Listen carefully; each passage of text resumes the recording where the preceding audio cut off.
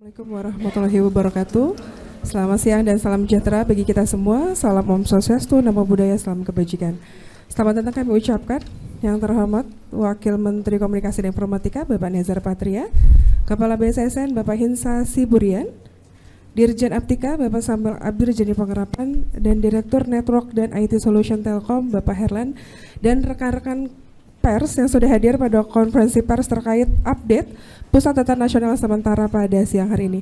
Dan sekarang langsung saja kita mendengarkan pernyataan dari Kepala BSSN Bapak Hinsa Siburian. Kami silahkan.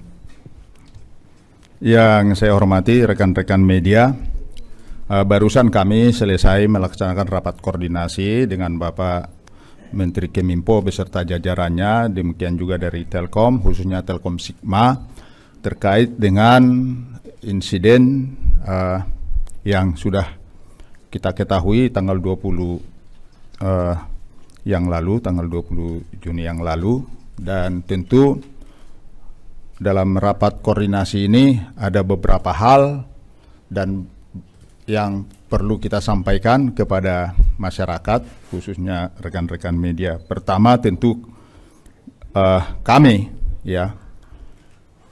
dalam hal ini menyampaikan permohonan maaf kepada masyarakat, karena kita ketahui bahwa kemarin itu terganggu masyarakat, terutama kaitannya dengan imigrasi ya. Tentu ini kita tidak inginkan, dan upaya-upaya ke sana sudah kita rumuskan, sudah kita diskusikan tadi, sehingga bisa diharapkan dengan cepat masalah ini, kejadian ini bisa diatasi dengan baik. Rekan-rekan yang saya hormati, BSSN telah tentunya begitu ada kejadian ketika itu, kita berkoordinasi, dan pada tanggal 20 itu sendiri, tim siaga BSSN yang ada di Ragunan langsung kita berangkatkan ke Surabaya ya, untuk membantu teman-teman dari Keminfo maupun dari Telkom Sigma yang di mana mereka mengelola pusat data sementara ya. Saya ulangi, jadi data-data ini disimpan di pusat data sementara, sebagaimana kita ketahui bahwa pembangunan data center nasional, pusat data nasional yang sekarang masih belum selesai. Jadi karena kebutuhan untuk proses bisnis, proses jalannya pemerintahan, maka dibuatlah oleh Keminfo pusat data sementara yang ada di Jakarta maupun yang ada di Surabaya. Yang mengalami insiden ini adalah pusat data sementara yang berada di Surabaya. Kemudian insiden ini banyak pertanyaan, ini bentuk serangannya, insiden ini apa? Perlu kami ketahui, kami sampaikan bahwa insiden pusat data sementara ini adalah serangan siber dalam bentuk ransomware dengan nama Brainkeeper Ransomware. Ransomware ini adalah pengembangan terbaru dari ransomware Lockbit 3.0. Jadi memang ransomware ini kan dikembangkan terus. Jadi ini adalah yang terbaru yang setelah kita lihat dari sampel yang sudah dilakukan sementara oleh forensik dari BSSN. Tentu ini perlu kita ketahui supaya bisa mengantisipasi di tempat kejadian yang lain, dan ini segera kita sampaikan juga kepada instansi ataupun teman-teman yang lain, dan sekaligus sebagai lesson learned untuk kita untuk memitigasi kemungkinan bisa terjadi. Jadi ini pentingnya. Jadi ini sedang berproses, tapi kita sudah mengetahui jenis serangan ini. Saat ini BSSN dan Keminfo dan Cybercrime Polri dan KSO Telkom Sigma Lintasarta masih terus berproses mengupayakan investigasi secara menyeluruh pada bukti-bukti forensik yang didapat dengan segala keterbatasan evidence atau barang bukti, karena kondisinya barang bukti, evidence-nya itu terenkripsi, karena serangannya kan mengenkripsi data antara lain. Jadi ini juga menjadi pekerjaan kita untuk kita pecahkan. Kemudian kami laporkan kemajuan upaya-upaya yang telah dilakukan oleh pemerintah, khususnya oleh imigrasi ya, Ditjen Imigrasi. Senin pagi ini laporan terakhir dari imigrasi, layanan imigrasi yang terdampak sudah beroperasi dengan normal, diantaranya layanan visa dan izin tinggal, layanan tempat pemeriksaan imigrasi (TPI), layanan paspor, layanan visa on arrival, onboarding, layanan manajemen dokumen keimigrasian. Ini sudah berjalan, walaupun tentunya nanti tetap akan dilaksanakan evaluasi-evaluasi berikutnya. Terkait dengan dugaan insiden pada INAPIS, Indonesia Automatic Fingerprint Identification System yang ada di Kepolisian Republik Indonesia. Saya kira ini juga teman-teman wartawan akan menanyakan. Jadi hasil koordinasi kita dengan kepolisian nanti boleh ditanyakan kepada mereka lebih lanjut, karena ini kan data ini kan ditemukannya di mana?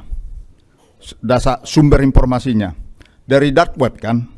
Dark web itu sama dengan pasar gelap.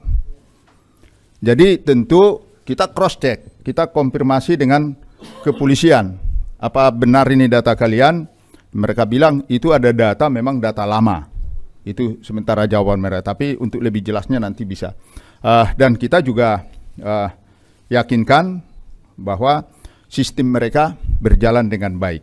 Sekali lagi memang banyak sekali data, mungkin data-data lain masih ada namanya juga pasar gelap ya. Di pasar gelap banyak barang-barang, apakah ini barangnya seseorang tentu perlu dikonfirmasi, dan ini sudah kita konfirmasi dengan kepolisian bahwa itu adalah data-data lama mereka yang diperjualbelikan di dark web. Ibu bapak sekalian yang saya hormati, itu kira-kira yang bisa saya sampaikan.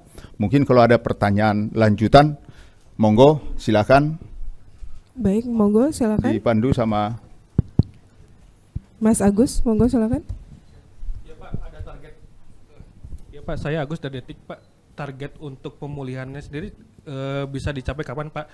Dan tadi Pak dibilangkan tadi ya ada data yang terenkripsi, bisa disebutkan nggak data yang di mana ya Pak? Apa itu terkait Pak pelayanan publik atau bagaimana? Terima kasih. Oke, baik. Untuk ini saya kira di sini ada Pak Semi dari Keminfo untuk menjawab satu-satu ya. Oke. Ya, dari tes dari data yang berdampak itu ada 210 instansi yang berdampak dari baik itu pusat maupun daerah. Yang sudah up itu tadi disebutkan imigrasi berhasil melakukan relokasi dan menyalakan layanannya. LKPP Sikap sudah on, terus Marves punya layanan perizinan event juga sudah on, Kota Kediri juga sudah on, yang lainnya lagi dalam proses. Jadi kita memigrasi data-datanya. Nah ini prosesnya bagaimana? Ini kecepatannya adalah harusnya bisa dipercepat apabila ada koordinasi antara tenan dengan penyedia layanan cloud-nya.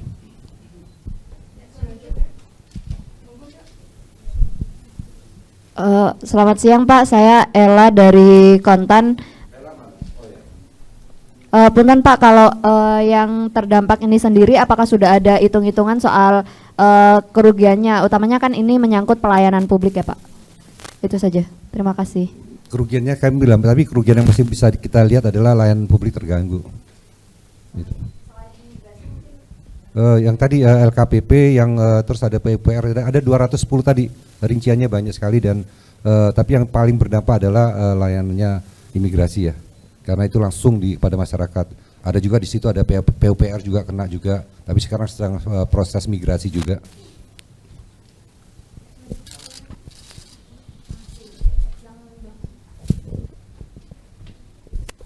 Pak izin Pak, saya Rahmadi dari Kumparan Pak. Untuk si pelaku yang melakukan serangan cyber ini apakah sudah teridentifikasi Pak? Terus untuk si pelaku ini apakah meminta uang tebusan juga nggak Pak ke pihak Kemenkominfo Pak? Terus terus yang ketiga, untuk jaminan keamanan data masyarakat yang ada di server PDN ini seperti apa Pak? Makasih. Nanti saya dijelaskan oleh Telkom, tapi yang pastinya mereka menyebut namanya tadi ya sudah dijelaskan, Brain Chipper, itunya variannya, itu adalah varian mutasi dari Lockbit 3.0 itu. Selanjutnya tentang keamanan, kita sudah berhasil melakukan karantina semua wilayah yang ada di terisolasi, yang wilayah yang terjangkit. Dari tentang berapa itu mungkin dari Telkom bisa menjelaskan, silakan Pak.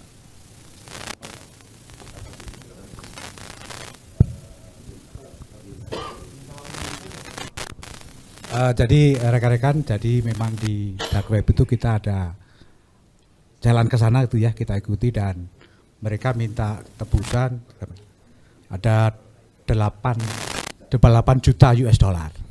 Ya. Demikian, terima kasih.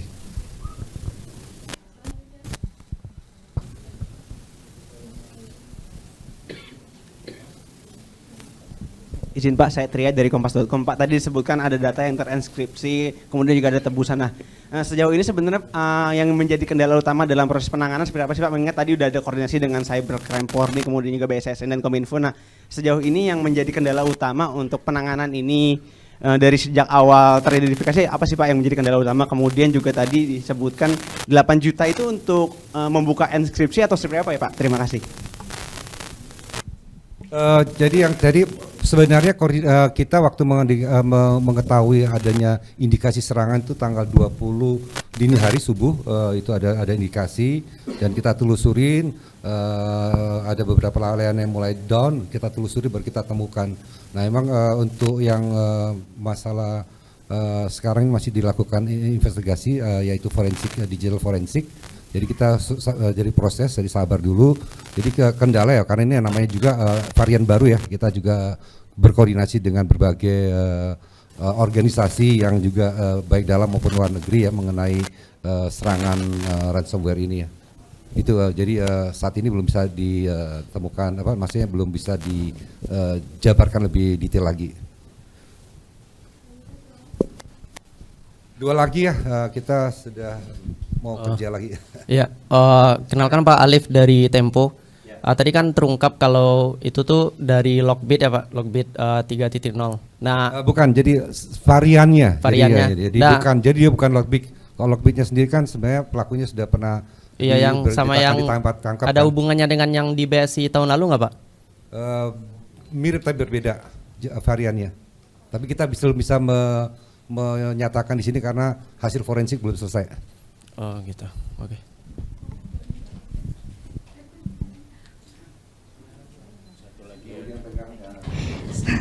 Selamat siang Pak, saya mau bertanya.